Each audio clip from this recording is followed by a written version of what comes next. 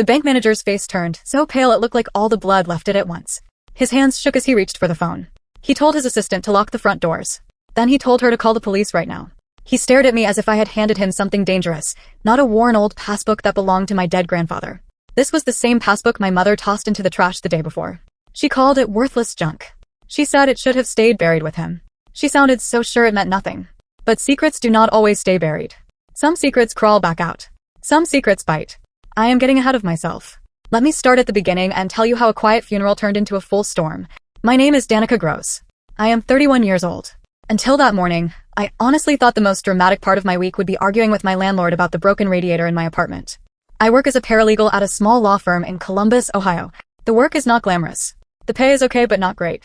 My car is 12 years old. Every time I turn left it makes a sad sound like it is complaining about life. But I am good at my job for one reason. I notice things. I notice tone changes. I notice timing. I notice small looks people give each other. I notice when someone answers too quickly. I notice when someone is trying to end a conversation before it really starts. I ask questions. I keep asking until I get real answers. My family has always acted like this is a bad trait. They call it stubborn. They call it dramatic. They call it disrespectful. I call it survival. The funeral was on a Tuesday. My grandfather, Eugene Gross, died at 89. He lived on a modest farm about 2 hours outside the city. It was the kind of place with a wide porch that wrapped around the house and fields that went out toward the horizon. If you stood on the porch and looked out, you could see sky and land and a long quiet line where everything met. Most people assumed my grandfather had nothing. They pictured an old man in an old farmhouse. They pictured him living his final years in quiet simplicity. That is what my mother wanted everyone to believe. The service was small, efficient, cold. Exactly my mother's style. My mother's name is Miriam Gross. Miriam believes emotions are weakness. She believes crying is embarrassing. She believes comfort is something you give in measured amounts, like sugar you do not want to waste. She planned the funeral like it was a work meeting. Ceremony for a short block of time. Reception for another short block of time. Then everyone goes home. No lingering. No messy feelings. No long talks. No real grieving. The food came from a catering place that seemed to think mayonnaise should be in every dish. The potato salad had the texture of glue. My grandmother, if she were still alive, would have come back just to complain about it. She had standards. My mother does not. My brother Wyatt arrived late. Not a little late. He arrived nearly an hour late. He wore a suit that probably cost more than my car. He said parking was difficult. The farmhouse has a gravel lot the size of a football field. But sure. Parking. Wyatt did not look sad. He hugged our mother. He shook a few hands. He spent most of the reception staring at his phone. He was probably checking his investments. Wyatt loves talking about investments. He loves numbers when they make him feel important. He does not love feelings unless they benefit him. I stood off to the side and watched my family act out grief like it was a staged play. Everyone made the correct faces. Everyone said the correct words. Then they moved on. While they performed, I thought about my grandfather. Eugene Gross was an accountant for 40 years. Numbers were his language. He could look at a statement and see a story hidden inside it. He could look at a simple list of expenses and tell you which one did not belong. He could tell you when something was off even if the problem was buried deep. He was also a chess player. A very good one. He taught me chess when I was 7. We would sit on the wraparound porch. There would be a board between us and lemonade on the table. We would sweat in the summer heat and pretend we were not sweating. He would teach me how to think beyond the next move. He would teach me patience. He always said chess was not about how many pieces you captured. It was about the position you created. It was about the trap you set. It was about waiting for the other person to make a mistake because they got too confident. And he had one saying he repeated for years. He said the truth is patient. It can wait longer than any lie. When I was a kid, I thought it sounded poetic. I did not understand what it meant. Not really. Not until this story. 2 weeks before he died, I visited him at the farmhouse. He was weak. His body was failing. His hands looked thinner. His breathing sounded heavier. But his eyes were sharp. Focused. Alive. Those eyes did not belong to a confused man. They belonged to a man who was thinking. He grabbed my hand with surprising strength and pulled me closer like he had something urgent to say. His voice was quiet, almost a whisper. But every word was careful. He told me about the passbook. He told me it was in his study. He said it was inside the chess book. He told me, only you, Danica. Only you. Promise me. I promised. I did not understand, but I promised. After the funeral service, the family gathered at the farmhouse. My mother was already walking through rooms. She talked about selling the property. She talked about buyers. She talked about square footage. She talked like the body was not even cold yet. Wyatt nodded along. He added small comments that sounded helpful, but I could tell he was already picturing what he would get out of it. They had discussed this before. I could feel it. They were too smooth. Too coordinated. It felt like a plan they rehearsed while my grandfather was still alive. I slipped away from the group and went to my grandfather's study. The study was small. It had bookshelves on the walls. It smelled like old paper and pipe tobacco. My grandfather had not smoked in decades, but the smell stayed like a ghost that never left. I found the chess book right away. It was a thick book about endgames. It was one of his favorites. We talked about positions in that book many times. I knew the cover. I knew the worn corners. I knew how it felt in my hands. When I pulled it from the shelf, it felt wrong. It felt too heavy. I opened it. My heart stopped. The pages had been cut out, hollowed like a secret compartment. And inside was an old leather passbook. The edges were worn. The cover looked like it belonged to another era. It was the kind of thing you might see in an antique shop. For a moment, I just stared at it. I thought about his hand squeezing mine. I thought about his voice. Only you. Then I did something that seems silly now. I carried it out to the living room. I thought I found something interesting. I thought maybe it was sentimental. I thought maybe it was part of his life story. I wanted to share the discovery with my family. That was my mistake. My mother saw it before I even finished walking across the room. Her reaction was instant. Too fast. Too sharp. She crossed the room in a few steps, grabbed it from my hands, glanced at it for half a second, then threw it straight into the kitchen trash. She told me it was garbage. She said old accounts like that did not exist anymore. She said it should have stayed buried with him. She told me not to dig through his things because it was not appropriate. Wyatt laughed from the couch. He called me sentimental. Like it was a joke. Then my mother and Wyatt exchanged a look. It was brief. Almost invisible. But I saw it. I have worked at a law firm for years.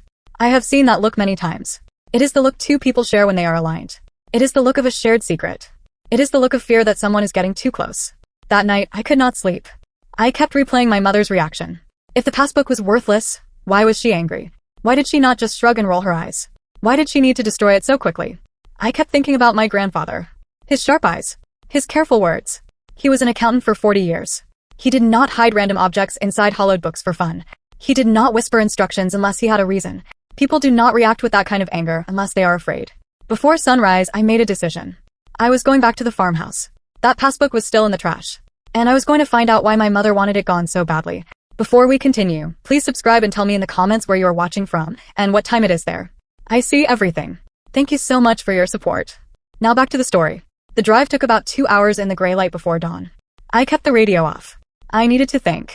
My grandfather was patient, methodical, strategic. He tracked numbers for decades. He played chess like a man who could see many moves ahead. He did not do things randomly. And my mother did not throw things away with that much force unless she was scared. I arrived just as the first light touched the fields. The sky was purple and gold. No other cars. No one around. Perfect. I used the spare key my grandfather kept under the third porch step. The house was quiet and still, like it was holding its breath. I went straight to the kitchen. The trash can was exactly where it had been. I pulled out the bag, set it on the floor, and started digging. There I was, a grown woman with a college degree, elbow deep in garbage before sunrise. I looked like a raccoon with a job. My grandfather would have been proud. My therapist would have had questions. The passbook was near the bottom under coffee grounds and used napkins from the funeral food. I pulled it out, wiped it with my sleeve, and examined it properly for the first time. The leather cover was old. The edges were worn. It looked like it belonged to the past. But when I opened it, I noticed something strange. The account information inside did not match the old look. The layout seemed modern. The format looked like something used in more recent years, not decades ago. It felt like the old cover was a disguise. Then I found the note. It was folded into a tiny square and tucked into the spine. It was in my grandfather's handwriting. It listed an account number, written clearly. It said they do not know about this one. It told me to ask for the full history. It told me to trust no one in the family. It ended with only you, Danica. I read it again and again. They do not know. That meant my mother. That meant Wyatt. My grandfather hid something from his own family, and he trusted only me to find it. I took photos of the passbook and the note. I uploaded them to cloud storage right away. Working in law teaches you habits. Paper can be destroyed. Objects can vanish. But backups help protect the truth. I drove home with the passbook in my bag and questions burning in my mind. The first call came later that morning. My mother's voice sounded sweet. Concerned. Almost warm. It was a performance. It was everything she usually is not. She said she was checking on me. She said the day before was hard for all of us. I waited because I knew the real reason she called would come next. Then she asked if I took anything from the farmhouse. She said everything belonged to the estate now. She said it needed to be cataloged properly before the property sale. I lied smoothly. I said I only took one chess book for memories. There was a pause. I could hear her thinking. I could hear her deciding whether to push. Then her voice softened. She said that was fine. But she warned me not to dig through his things anymore. She said some things are better left alone. Then she tried another tactic. She claimed my grandfather was not himself in recent years. She said his mind was going. She suggested he did not always know what was real. I said nothing. Inside, I felt rage. 2 weeks earlier, my grandfather looked me in the eye and gave me specific instructions. That was not confusion. That was a plan. The second call came that evening. Wyatt called. Wyatt. My brother. The man who had not contacted me on purpose in months suddenly wanted to talk. Wyatt, pretending to care about me, felt as natural as a cat offering to file your taxes. His voice was too casual. Too friendly. He said Mom mentioned I had been asking about grandfather's things. He said he wanted to make sure I was okay. I told him I was fine. He hummed sympathetically, then carefully moved the conversation where he wanted it to go. He reminded me that grandfather did not really have much. He listed the farmhouse and furniture. He said Mom would handle the sale. He said he would handle property details. He told me I did not need to worry about any of it. And there it was. They already split everything. My mother gets the money. Wyatt gets control. Danica gets nothing. They assumed I would accept it. They assumed I would not ask questions. Before he ended the call, he told me to let it go. He said it was not worth fighting with Mom. When I hung up, I sat in my apartment and thought about timing. My mother called in the morning. Wyatt called at night. Hours apart, like a coordinated check-in. They were testing me, measuring what I knew, making sure their stories lined up. They were scared of something. I wrote down everything about both calls. The time. The length. The exact phrases. Working in law teaches you that memory is slippery, but notes last. Then I looked at the passbook again. I looked at the note again. I looked at the account information again. I decided I would take a personal day from work. I would go to the bank. I would learn what my grandfather hid. And whatever my mother tried to bury, I would bring it into the light. My boss approved my personal day without much fuss. One benefit of rarely taking time off is that people do not argue when you finally do. The drive to the bank took 2 hours. The bank was in a small town called Millbrook. The branch used to belong to a smaller bank years ago, but it got absorbed by a larger institution. Still, the main branch was there. The town had one traffic light and a diner that looked like it had served the same coffee since the 70s. I walked into the bank in the morning. I carried the passbook. I carried my identification. I carried my grandfather's death certificate. I carried documents showing I was family. I expected almost nothing. Maybe a small leftover account. Maybe a few $100s. Maybe a dead end. A young teller smiled and greeted me. She took the passbook, looked at it with polite curiosity, and typed the account information into her computer. Her smile faded. She excused herself and went into the back. I watched her speak in low voices to someone I could not see. Minutes passed. Then more minutes. I sat in the lobby. I watched the clock. I started to feel foolish. Maybe my mother was right, I thought. Maybe this was nothing. While I waited, the security guard started talking to me. His name was Carl. He told me he was training for a race. He told me his wife made him stop eating bread. I watched him stand near a bowl of complimentary mints like it was the saddest thing in his life. Then a man in an expensive suit appeared. He was tall. His hair was gray at the temples. His face looked professionally neutral, like he was trained to never show surprise. He introduced himself as Theodore Calloway, the regional manager. He asked me to come to his office. The moment he took the passbook, I saw his hands were slightly unsteady. He examined it carefully like it might explode. Then he sat down heavily in his chair and took a slow breath. He called me Miss Gross and said the account was flagged in their system. That word made my stomach drop. Flag never sounds good. But he quickly said it was not because of anything I did. It was flagged because of history. He explained the passbook cover was made to look old, but the account itself was not as old as it seemed.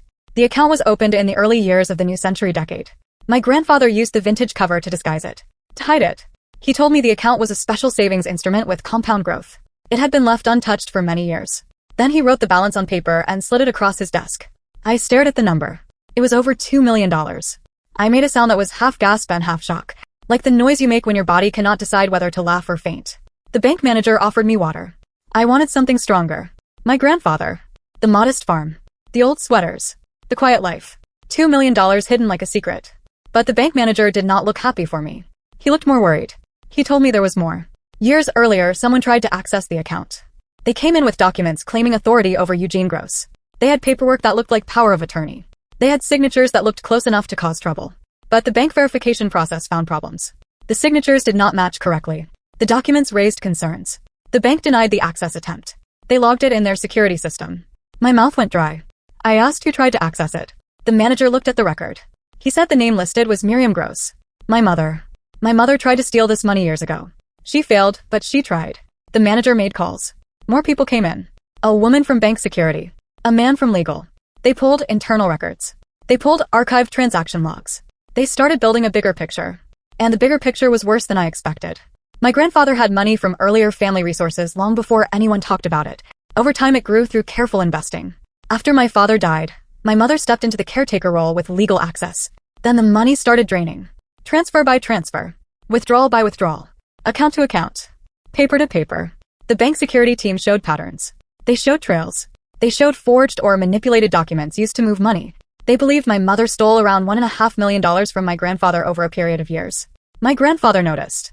Of course he did. He was an accountant. But he could not stop her easily. She had arranged things to make him look incompetent. She built a story that made others doubt him. When he tried to speak up, he sounded like an old man complaining, and she sounded like the devoted family member. So he did what he could do. He hid what was left. He opened this disguised account. He moved a large amount into it quietly. He used the vintage passbook cover to hide the truth in plain sight. He told no one. That account was his lifeboat. It was also his trap. The manager looked at me and told me one more thing. My grandfather filed a formal complaint with the bank fraud department years earlier. He claimed his daughter-in-law was stealing from him. He said he could not prove everything because people already doubted him. He said he needed help. But the bank could not proceed without certain documentation that my grandfather could not safely provide at the time. Then the manager lifted the passbook slightly like it was a key. He said, "Now you brought us the proof he could not bring while he was alive." I sat in that chair holding the passbook and suddenly everything made sense. My grandfather did not give up. He played a long game. He documented. He waited. He prepared evidence. He left instructions for the one person he trusted to finish it. Me. The manager reached for his phone. He said they needed to contact security. He said they likely needed law enforcement. He said this account was evidence of serious financial crimes. I nodded slowly. I came expecting a small answer. I found over $2 million and proof my mother was a thief. And deep inside, I felt certain my grandfather would be smiling somewhere, because the truth had finally reached the board. If you are still with me, thank you. Please subscribe. The best part of the story is still coming. The police arrived within a couple of hours. 2 detectives from a financial crimes unit came to the bank. They carried notebooks. They had calm faces that said they had seen this kind of thing before. They called it elder financial abuse. They said it is one of the fastest growing crimes, and most of the time the person doing it is family. The lead detective was a woman named Tabitha Jefferson.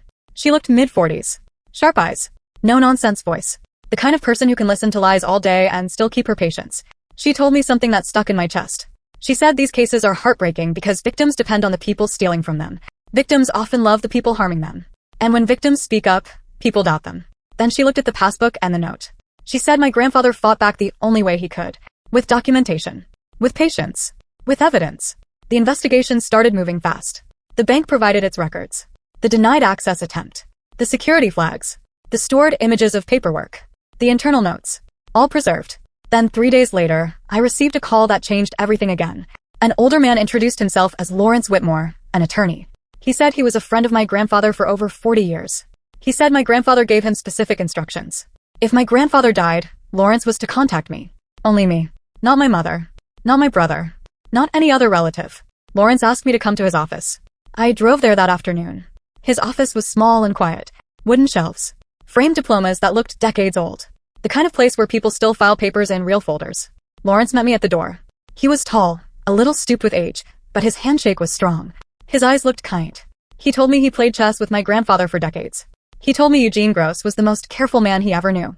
Then Lawrence placed a thick folder on the desk between us. He said my grandfather built that file over years. He said Eugene did not think anyone would believe him while he was alive, so he prepared for after. My hands shook as I opened the folder. Inside was everything. Copies of power of attorney documents. Examples of real signatures. Side-by-side comparisons showing differences in pressure and shape. Bank statements. Transaction records. A detailed handwritten log of every suspicious movement of money. Dates. Amounts. Notes about what my mother said during visits. Notes about what she pressured him to sign. Notes about when he felt trapped. At the bottom was a sealed envelope containing a sworn statement. It was dated years before my grandfather died. In the statement, he described what happened. He explained how my mother took control of finances after my father died. He explained how she convinced people he was confused. He explained how she used that story to silence him. He explained how she isolated him, controlled access, limited outside help. He explained how money disappeared over time. His final lines hit me hard. He wrote he was of sound mind. He wrote he knew exactly what he was doing. He wrote he was leaving evidence for his granddaughter Danica, because she was the only one who would do what was right. He wrote I always asked questions others feared. He wrote he trusted me to finish what he could not. I cried in that office. Not only from sadness. From pride and grief mixed together. From rage and love mixed together. From the pain of realizing my grandfather fought alone for years while people smiled at my mother like she was a hero. The next day, Detective Jefferson called again.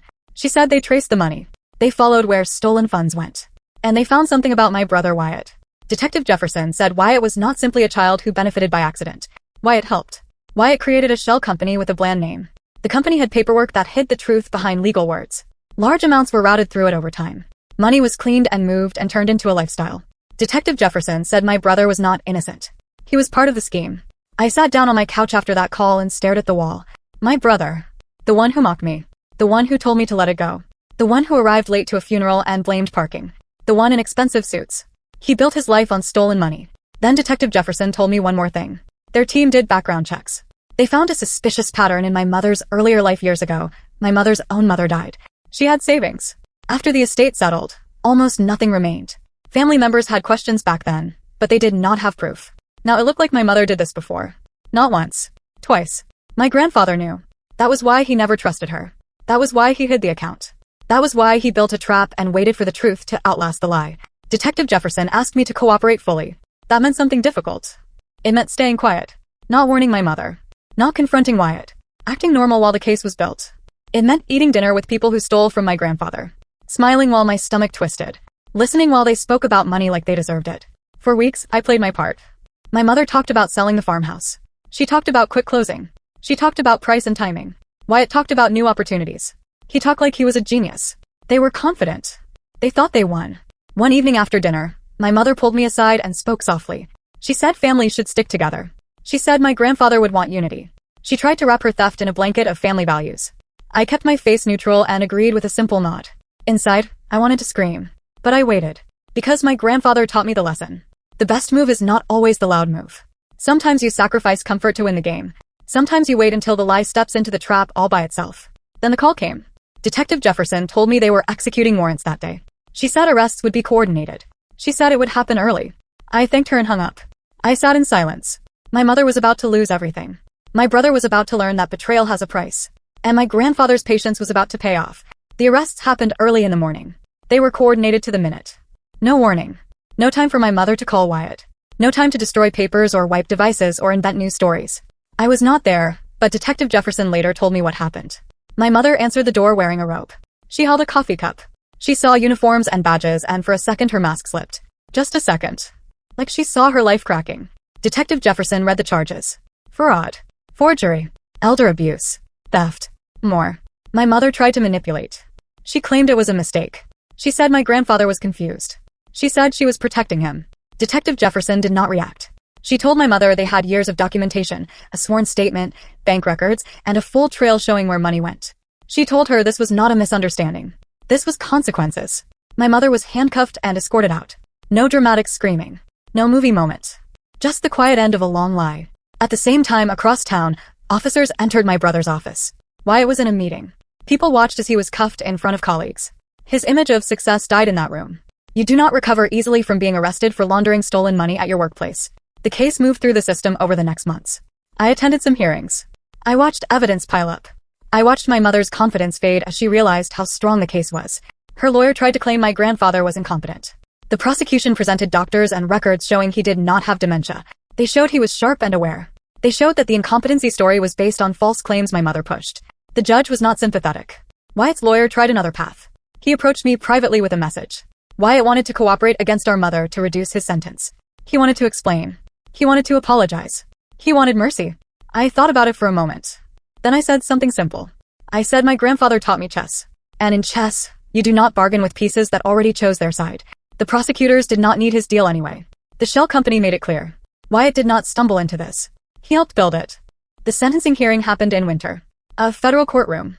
Wood panels. Flags. Formal air.